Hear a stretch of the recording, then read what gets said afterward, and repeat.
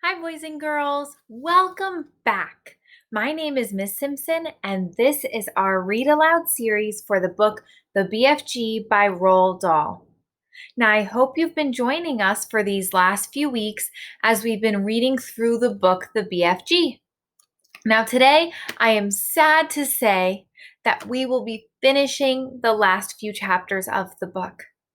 Now, I have really enjoyed getting the opportunity to read aloud to you, and I hope that you've enjoyed listening to this book as much as I've enjoyed reading it to you.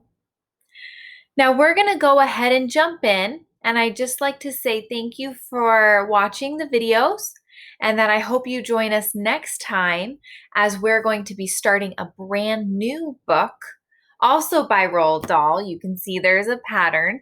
But this is called Charlie and the Chocolate Factory. Wonder if you've heard of it, maybe seen the movie. But I'm excited to start reading that with you as well, and I hope that you tune into the channel and join us as we go through Charlie and the Chocolate Factory. So we're going to get started with our last few chapters. So we just left off where the BFG helped the queen to capture all the other giants. And I'll show you the picture that we just left off on. All the helicopters were taking the giants back to England. So they were carrying them, they tied them all up, and now they're on their way back to England. So the next chapter is called Feeding Time. While the giants were being captured, a tremendous bustle and hustle was going on back home in England. Every earth digger and mechanical contrivance in the country had been mobilized to dig a colossal hole in which the 9 giants would be permanently imprisoned. 10,000 men and 10,000 machines worked ceaselessly through the night under powerful arc lights, and the massive task was completed only just in time. The hole itself was about twice the size of a football field and 500 feet deep. Can you imagine? The walls were perpendicular, and the engineers had calculated that there was no way a giant could escape once he was put in. Even if all 9 giants were to stand on each other's shoulders, the topmost giant would still be some 50 feet from the top of the hole. The 9 giant carrying helicopters hovered over the massive pit.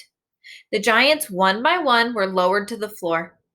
But they were still trussed up, and now came the tricky business of releasing them from their bonds. Nobody wanted to go down there, because the moment the giant was freed, he would sure turn on the wretched person who had freed him and gobble him up. As usual, the BFG had the answer. "I has told you before," he said, "giants is never eating giants, so I's is going down, and I shall untie them myself before you can say Rack Jobinson." With thousands of fascinated spectators, including the queen, peering down into the pit, the BFG was lowered on a rope. One by one, he released the giants. They stood up, stretched their stiffened limbs, and started leaping about in fury.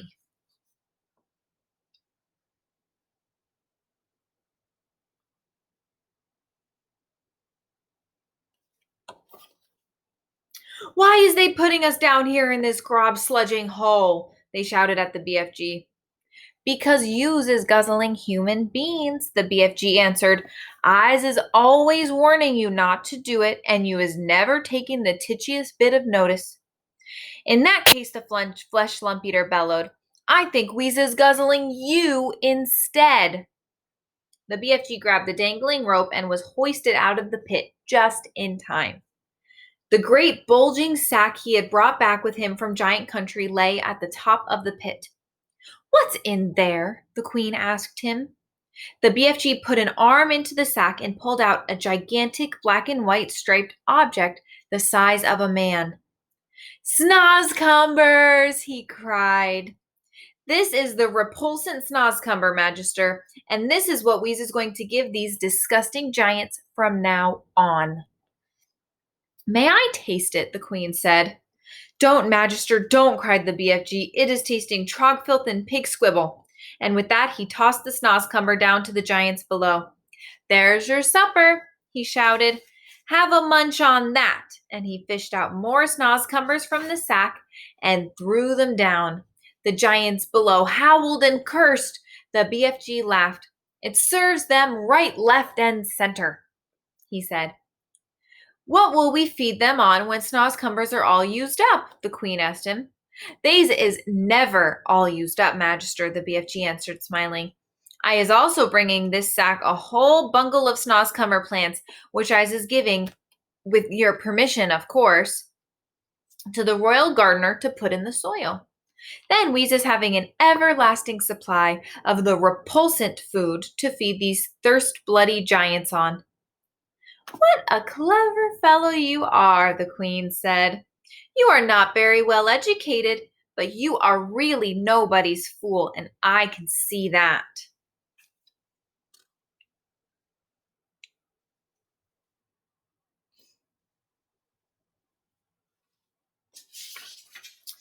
And the last chapter is called The Author.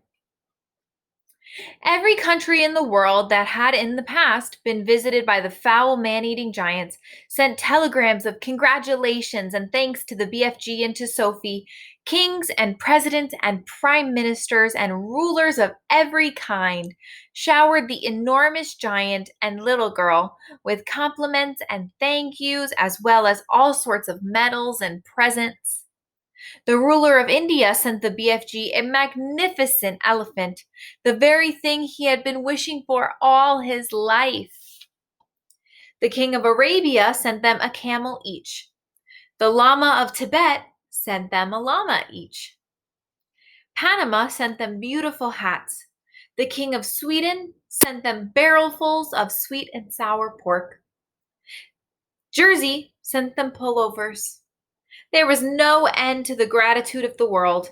The queen herself gave orders that a special house with tremendously high ceilings be built, and with enormous doors be built immediately in Windsor Great Park next to her own castle for the BFG to live in. And a pretty little cottage was put up next door for Sophie. The BFG's house was to have special dream storing room with hundreds of shelves in it where he could put his beloved bottles. What is more, he was given the title of the Royal Dream Blower.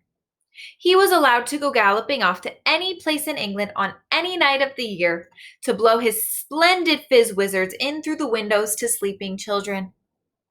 And letters poured into his house by the million from children begging him to pay them a visit. Meanwhile, tourists from all over the globe came flocking to gaze down in wonder at the 9 horrendous man-eating giants that were in the great pit. They came especially at feeding time when the snozzcumbers were being thrown down at them by the keeper. And it was a pleasure to listen to the howls and growls and the horror coming up from the pit as the giants began to chew upon the filthiest tasting vegetable in the world.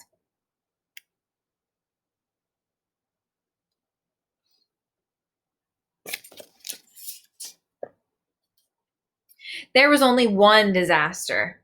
3 silly men who had drunk too much beer for lunch decided to climb over the high fence surrounding the pit, and of course, they fell in. There were yells of delight from the giants below, followed by the crunching of bones. The head keeper immediately put up a big notice on the fence saying, "It is forbidden to feed the giants." And after that, there were no more disasters.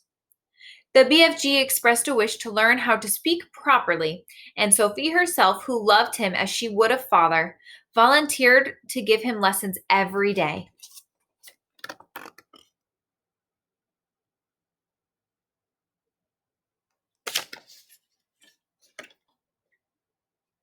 She even taught him how to spell and write sentences, and he turned out to be a splendid, intelligent pupil. In his spare time, he read books.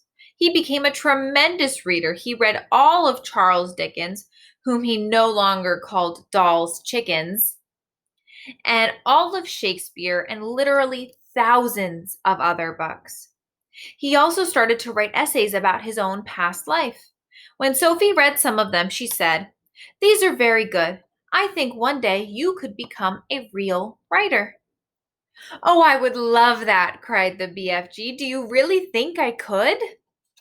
"I know you could," Sophie said. "Why don't you start by writing a book about you and me?" "Very well," the BFG said. "I'll give it a try." And so he did. He worked real hard on it, and in the end, he completed it.